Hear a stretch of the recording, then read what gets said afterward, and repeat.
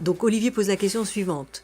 Convoqué devant la commission parlementaire sur l'audiovisuel public, François Hollande refuse d'être entendu. Dans quelle mesure est-ce possible, venant d'un ancien président de la République et actuel député qui prône à longueur de temps la démocratie et le... Qu'en est passe-droit au sommet de l'État? Je suis d'accord, c'est tout à fait scandaleux. C'est tout à fait scandaleux, normalement. Mais de toute façon, on est dans un pays... on se gargarise d'être un État de droit, mais on est tout sauf un État de droit. Effectivement, lorsqu'il y a une commission d'enquête, Monsieur Hollande, il n'est pas d'une naissance divine. Il a été président de la République, par défaut d'ailleurs. Rappelons-nous comment il avait été élu, et même d'ailleurs tous les membres du Parti socialiste en général n'en revenaient pas qu'il soit élu. Il a d'ailleurs montré au cours des 5 années qu'il a été à la tête de l'État l'étendue de son incompétence et de sa malfaisance, puisqu'il a rendu la France dans moins bon état qu'il ne l'avait prise. Mais il est vrai que Macron a fait bien pire encore avec les 10 ans qu'il aura passé à la tête de l'État. Donc normalement, monsieur Hollande ne devrait même pas avoir le choix. Il devrait être convoqué, donc obéir. Sauf qu'on est dans un pays où si vous faites pas, vous faites pas. Voilà, c'est lamentable. Alors moi, je voudrais dire quelque chose d'autre. C'est que cette commission sur l'audiovisuel public, qui est pilotée par un député qui s'appelle Monsieur Charles Aloncle, je crois, qui est du groupe UDR, enfin du truc de Ciotti, eh bien, il fait une enquête là-dessus. Très bien. Pourquoi pas, hein? C'est sur l'indépendance de l'audiovisuel public, la neutralité, c'est ça. Alors, figurez-vous que je lui ai demandé une audience.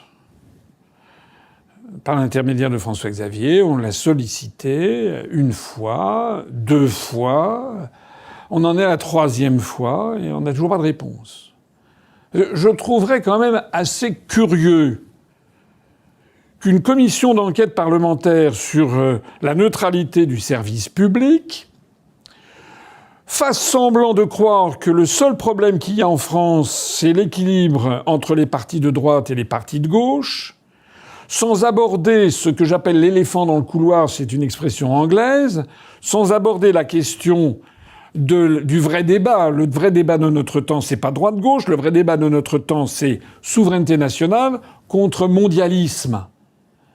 Et donc, j'aimerais que M. Aloncle me donne quelques instants et sa commission pour que je vienne expliquer, avec toutes les statistiques adéquates, à quel point nous ne sommes plus une démocratie, puisque la proposition de Frexit, qui, quand on pose la question aux Français par sondage, donne des sondages assez variés, mais le moins qu'on ait, je crois, c'est 35 à 37% favorables, et le mieux, c'est qu'on a une majorité de gens favorables, donc c'est un pan important, même considérable de l'opinion publique, n'a pas le droit, quasiment pas le droit, à être représenté dans les médias. Mais figurez-vous, je voudrais ici m'adresser à tous les membres de la commission d'enquête, figurez-vous que nos 25 000 adhérents à l'UPR, et tout au cours de l'histoire de l'UPR, on a eu jusqu'à plus de 100 000 personnes qui, à un moment ou un autre au cours de l'histoire de notre mouvement, a donné de l'argent.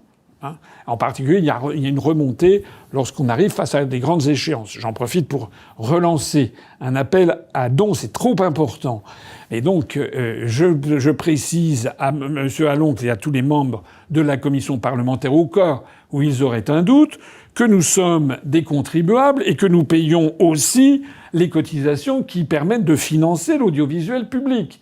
Et donc, il n'y a absolument aucune raison pour que la question du Frexit soit absolument interdite. Alors vous voyez à quel point c'est un sujet qui est fondamental. J'essaie de le faire passer par l'intermédiaire de l'ARCOM, mais ça c'est peine perdue, puisque vous avez vu, on a appris que le président de l'ARCOM vient d'être maintenant élu vice-président au niveau européen d'une structure qui est chargée de faire respecter le Media Freedom Act, le MFA, c'est-à-dire en fait une espèce de loi européenne qui va censurer tous les propos anti-européens. Et ce monsieur est président de l'ARCOM. Bon, c'est incroyable. Du coup, ça explique, on comprend mieux pourquoi toutes nos demandes ont toujours été rejetées. Mais enfin, nous sommes vraiment dans un régime totalitaire. Donc, pour prouver le contraire, je demande ici devant vous à être reçu par cette commission d'enquête parlementaire et qu'il fasse en sorte que nous ayons accès aux médias publics pour expliquer aux Français, un, qui nous sommes, et deux, ce que c'est que le Frexit et tous les avantages. On notera quand même la grande cohérence de mes propos et de ma stratégie, puisque tout à l'heure, je redemande ici à tous les dirigeants agricoles et notamment aux éleveurs, mais pas seulement à eux, que lors des négociations avec la puissance publique, ils demandent l'organisation, je l'ai déjà dit, de 4 débats d'au moins 1 heure où je serai présent et où je pourrai m'exprimer très largement pendant cette heure pour faire valoir ce que beaucoup de Français ignorent. Voilà.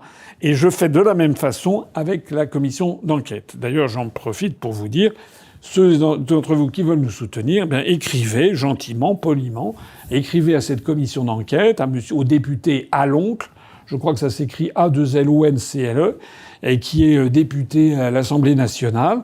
Et puis vous lui écrivez à monsieur Aloncle, député à l'Assemblée nationale, ça lui arrivera, en disant voilà que vous aimeriez que monsieur Asselineau soit auditionné par cette commission qui est chargée de regarder la neutralité du service public. C'est quand même normal. Bon. Et que vous souhaitez que je sois auditionné, et en passage, que vous souhaitez que la commission demande et exige du service public qu'il laisse de la place aux gens qui veulent sortir de l'Union européenne. Voilà, tiens. Ça, c'est vraiment... Chacun peut faire, vous savez, comme le petit colibri de Pierre Rabhi, chacun peut faire un petit truc à son niveau, et ceci peut faire peut-être bouger les premières montagnes.